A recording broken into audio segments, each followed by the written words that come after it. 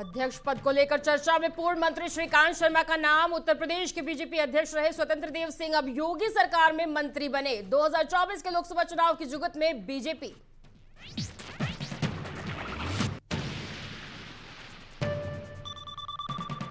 केजरीवाल ने दिल्ली विधानसभा में कहा था कि द कश्मीर फाइल्स फिल्म को यूट्यूब पर डाल देना चाहिए। भड़के विवाद पर बोले और वहीं बोले विवेक अग्निहोत्री कि वो है प्रोफेशनल अब्यूजर। देश में बढ़ती ही जा रही है महंगाई, तेल के दाम आउट ऑफ कंट्रोल। पेट्रोल और डीजल के दामों में फिर से बढ़ोतरी। दिल्ली में पेट्रोल और डीजल के दाम 80 पैसे बढ़ गए।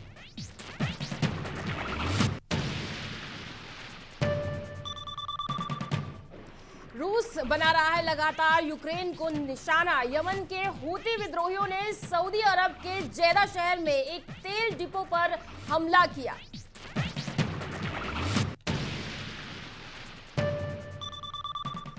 और आज आईपीएल 2022 के उद्घाटन मुकाबले में चेन्नई सुपर किंग्स का सामना कोलकाता नाइट राइडर्स से होना है और इस मुकाबले में श्रेयस अय्यर केकेआर और रविंद्र जडेजा सीएसके का नेतृत्व करेंगे। नमस्कार, संभव टीवी देख रहे हैं आप। आपके साथ मैं हूं ज्योत्सना चोपड़ा और चलिए खबरों की शुरुआत कर लेते हैं।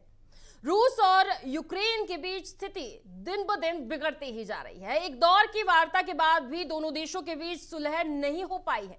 24 फरवरी से शुरू हुए इस युद्ध में हजारों लोगों को अपनी जान भी गंवानी पड़ी है। वहीं लाखों लोग पलायन कर चुके हैं। रूस और यूक्रेन के बीच युद्ध शुरू हुए अब 31 दिन हो चुके हैं, लेकिन रूस लगातार यूक्रेन को निशाना बना रहा है। वहीं विश्व स्वास्थ्य संगठन ने यह कहा है कि यूक्रेन के खिलाफ रूस के चौतरफा युद्ध 24 फरवरी को शुरू होने के बाद से यूक्रेन में अस्पतालों, एम्बुलेंस और डॉक्टरों पर 70 से भी ज्यादा हमले हुए हैं। और इसी बीच रूस के मुताबिक यूक्रेन जंग में अब तक 1351 रूसी सैनिकों ने जान गंवाई है। हालांकि यूक्रेन का दावा है कि इससे ज्यादा रूसी फौजी उनके हमले में मारे गए हैं। वहीं यमन के हूती विद्रोहियों ने सऊदी अरब के जेदा शहर में फार्मूला 1 स्पर्धा से पहले ही शुक्रवार को एक तेल डिपो पर हमला किया था और इसके बाद सऊदी नेतृत्व वाले गठबंधन ने यमन के सना और हुदैदाह के खिलाफ जवाबी हमले शुरू कर दिए हैं।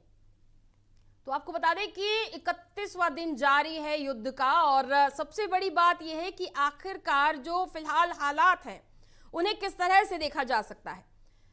क्या यह कहा जा सकता है कि अब शांति का दौर आएगा? हालांकि वार्ताएं लगातार जारी हैं और बावजूद इसके किसी तरह से भी शांति यहां पर होती हुई नहीं दिख रही। और सबसे बड़ी बात यह है कि कल के दिन यमन में तेल डिपो को जलाया गया है और बावजूद इसके अभी भी जो तमाम चीजें देखने को मिल रही हैं वो है अंतर्राष्ट्रीय स्तर पर जो नाटो राष्ट्र हैं जैसे अमेरिका की तरफ से भी साफ तौर पे रूस के खिलाफ तमाम तरह की जो बाउंड्रीज हैं वो क्रिएट की जा रही हैं। ये कहा जा रहा है कि अब G20 का हिस्सा नहीं रह सकता है रूस, यानी कहीं ना कहीं आर्थिक प्रतिबंधों की तरफ कदम बढ़ाया गया है अमेरिका की तरफ से ताकि रूस को कंट्रोल किया जा सके। और बात उत्तर प्रदेश की कर लेते हैं। उत्तर प्रदेश में योगी आदित्यनाथ सरकार का शपथ ग्रहण समारोह खत्म हो गया। वहीं यूपी में बीजेपी के प्रदेश अध्यक्ष स्वतंत्र देव सिंह ने भी मंत्री पद की शपथ ली और अब ऐसे में उत्तर प्रदेश में बीजेपी अध्यक्ष पद को लेकर चर्चाओं का दौर लगातार तेज हो गया है। माना यह भी जा रहा है कि पिछली सरकार में कद्दावर मंत्री रहे एक नेता को राज्य में पार्टी की जिम्मेदारी दी जाएगी।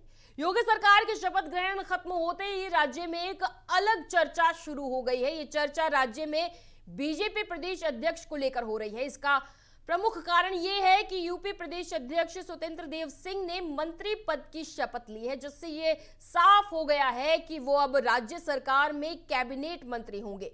वहीं दूसरी ओर बीजेपी में एक व्यक्ति और एक पद का पुराना प्रचलन रहा है, जिससे कि अब बिल्कुल साफ है कि राज्य में बीजेपी प्रदेश अध्यक्ष की जिम्मेदारी अब एक नए शख्स को दी जाएगी। इसको लेकर दिनेश शर्मा का नाम सूची में सबसे आगे जारी है और माना यह भी जा रहा है कि डिप्टी सीएम के पद से हटने के बाद उन्हें संगठन के काम की जिम्मेदारी दी जा सकती है।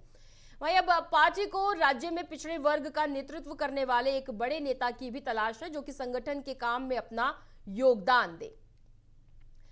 तो देखिए, सबसे बड़ी बात यह है कि फिलहाल लगातार जो विचार चल रहा है बीजेपी में वो इस चीज को लेकर है कि आखिरकार जो हालात हैं उन हालातों को किस तरह से नियंत्रण में लेकर आया जाए, क्योंकि जो चीजें फिलहाल जारी हैं उनके अंतर्गत ये कहा जा रहा है कि 2024 के लोकसभा चुनावों को लेकर के फिलहाल सरकार अपनी तरफ से कोशिश कर रही है कि जो जो लोग अब आगे जिम्मेदारी संभालेंगे उन्हें किस तरह से आगे नीति दी जाएगी, किस तरह उनकी रणनीति को इस्तेमाल किया जाएगा, क्योंकि यूपी को एक बहुत बड़े स्तर पर राजनीतिक दृष्टिकोण से महत्वपूर्ण माना जाता है। न सिर्फ विधानसभा चुनाव के मद्देनजर जिस तरह जीत हासिल की गई, बल्कि अब जो लोकसभा चुनाव है इसके मद्देनजर भी देखा जा रहा है कि बीजेपी अपनी रणनीति में सबसे ऊपर उत्तर प्रदेश को लेकर चल रही है और योगी आदित्यनाथ एक बार फिर से 2.0 सरकार लेकर आए हैं और कल के दिन शपथ ग्रहण समारोह में उनका शक्ति प्रदर्शन भी साफ तौर पर देखने को मिला। 53 मंत्रियों की बात कही गई है।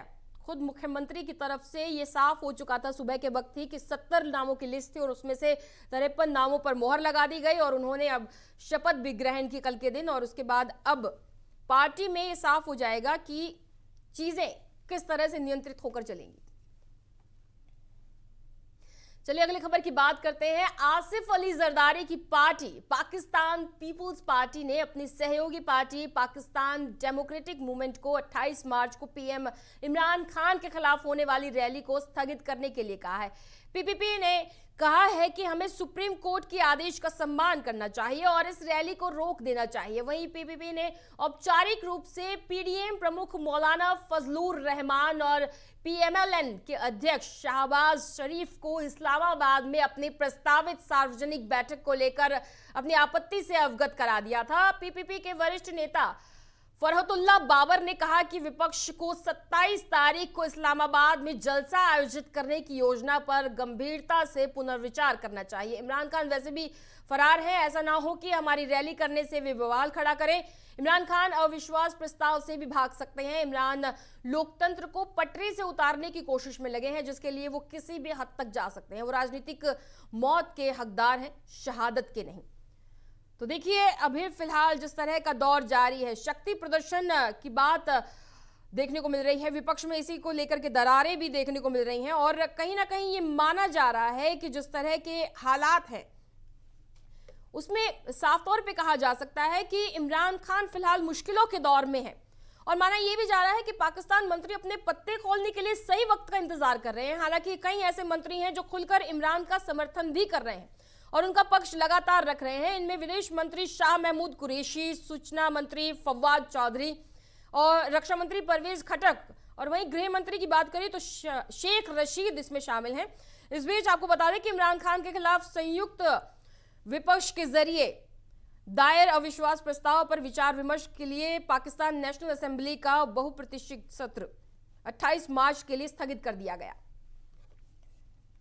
तो फिलहाल इसी के साथ इस बुलेटिन में बस इतना ही, लेकिन देश और दुनिया की ताजा तरीन खबरों को देखने के लिए आप देखते रहिए संभव टीवी। नमस्कार।